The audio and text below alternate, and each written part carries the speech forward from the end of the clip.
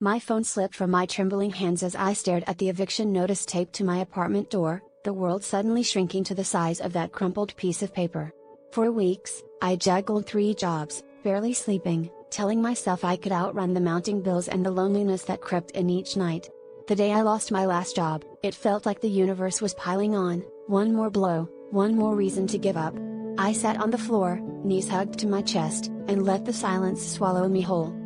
But then, as the sun dipped behind the city skyline, a neighbor I barely knew knocked softly and slid a homemade sandwich through the crack. That tiny act of kindness, so simple yet so profound, was the whisper of hope I didn't know I needed. I realized then that despair wants you isolated, convinced you're alone in your struggle, but the smallest gesture can spark a wildfire of resilience. I started reaching out, to old friends, to community resources, to anyone who might listen. Each conversation was a lifeline, each no teaching me how to ask better, each yes reminding me that vulnerability is not weakness.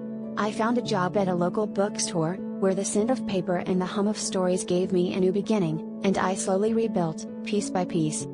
If you're standing at your edge, I promise the climb back looks impossible only from the bottom. Let people in, even if it's just enough for a sandwich or a smile. Hope is stubborn, it clings to the tiniest cracks, waiting to break you open so you can start again, stronger than ever.